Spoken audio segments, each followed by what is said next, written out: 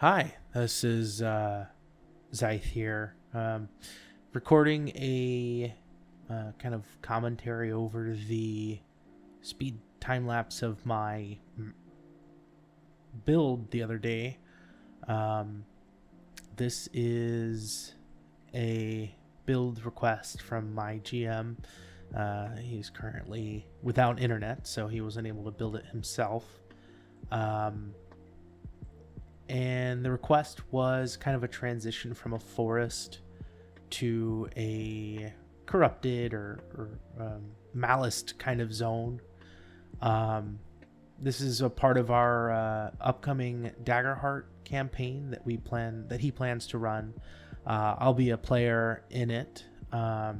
It is looking to be a very interesting setting. Kind of going over that while this builds. The setting is set upon a world called Pelin. It is a world orbiting a sentient star called Ilara. Currently, Pelin is under threat of something called the Rift. It's a tear in space, emitting chaotic pulses of negative energy. These pulses create corrupted zones filled with traps, monsters, and treasures. The zones are known as Riftborn Malus. The Rift is a malevolent, ever-present phenomenon that disrupts the balance of Pelin, casting a deep violet glow across the night sky. Around every 9 months, it releases a powerful pulse of negative energy that descends upon the world like a storm of darkness. These pulses corrupt the land, twisting the environment into grotesque and dangerous forms. The once lush forests turn into twisted, haunted woods, serene lakes become toxic swamps, peaceful villages are transformed into cursed, abandoned ruins.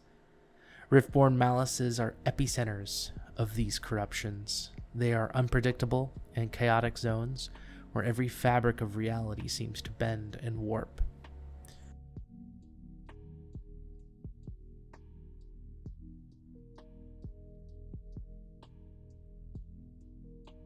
What I'm doing here is kind of creating some trees to then copy and then paste.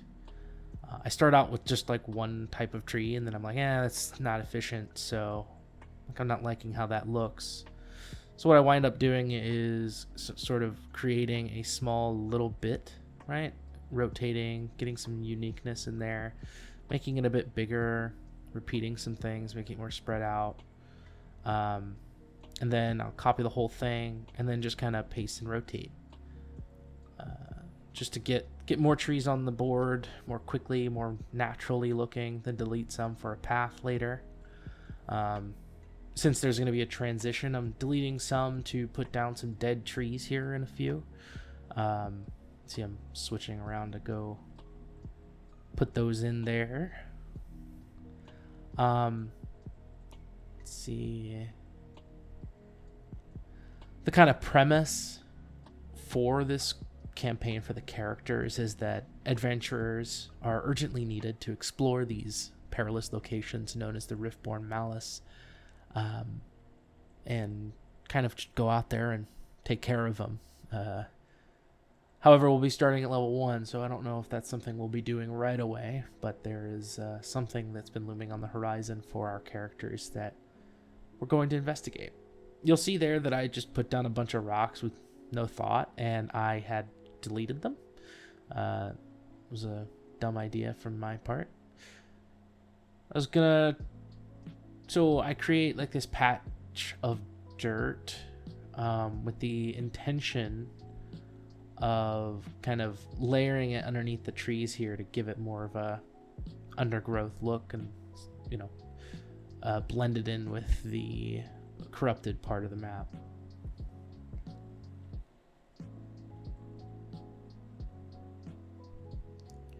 Putting some acorns down. I'm gonna start making a path here. I have a macro attached to my mouse that automatically clicks, rotates, and clicks again, so that I can do this kind of like painting really quickly. I recommend if you're building stuff like this, or you want smooth stuff, that can really help as having a macro. Using these like little tiny plant things from the Cyberpunk assets. They're good for like making little detailed grass. They're a little harder to make it look natural because you have to rotate it a couple times because it's so rectangular. Just putting some extra growth in the actual grass, make it more natural. Adding some Riftborn Malus grass.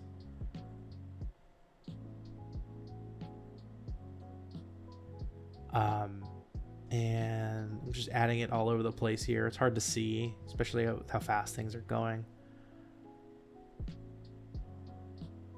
Let's see, what am I doing next? I'm just putting more details into the Malus zone.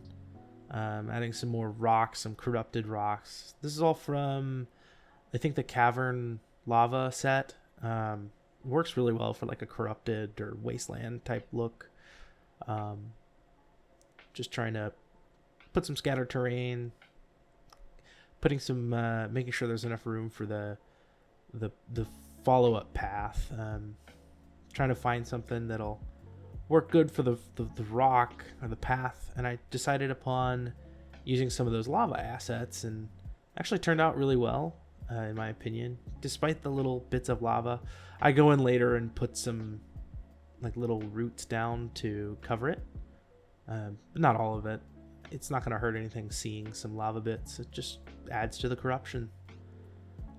Just scroll around, come up with ideas. Eventually I decide to make a patch of grass, copy it, and then do the same thing I did with the dirt. And that way I can put some grass throughout the entire forest, and it looks really nice. I really like the way that can kind of turn out, adding some texture to the green grass. I'm just looking around, coming up with ideas. Add some bigger rocks. I started off with I was really happy to see these new rocks come in just before I did this build. Just adding some details, and then I slowly realized after adding all of these details to this rock, I'm going to have to do that to all the other rocks, because otherwise this one looks really out of place.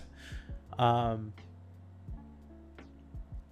only make 3 sets of rocks, so this one, the other 2, but I did go back and add in some more rocks towards the other side of the forest, like in this area here.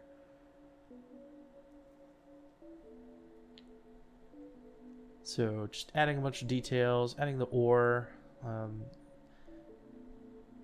putting some moss, some rocks and moss. It's always a good idea to, in my opinion, especially rocks that have just been sitting here and doing nothing. They're gonna have some moss on them. It'd be fun. Good places to put miniatures.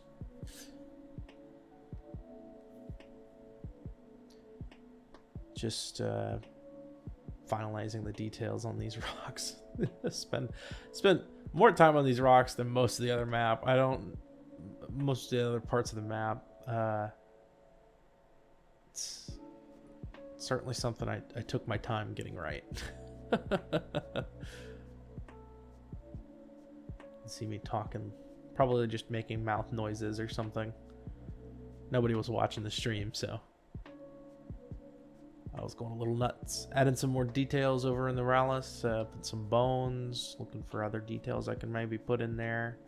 And this is where I got the idea to cover up some of the lava bits, the emissive textures. Just scrolling around, coming up with ideas, and decided to add those spiky rocks to the other half of the rock rim. This kind of like base, this rock rim and the grass that I started off with was inspired by the UDT, or Ultimate Dungeon Terrain.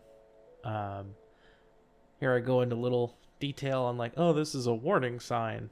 I was trying to think of like, what's a good idea to like, hey, don't don't go near this, you know. It's like, let's put down a dead body and then put some blood down. But I'm not even sure what the story that the GM wants to tell, so that's the reason I kind of get rid of it, because I don't know if that's something that's supposed to be there or not. So I just figured it makes sense to have a sign here saying, hey, don't go any further. I'm putting in some of those grim trees.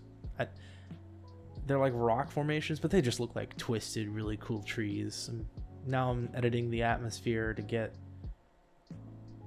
sort of certain look of like dreariness. Atmospheric fog. And now I'm putting down a monster because I plan to make a couple screenshots and share it with the Talespire Discord.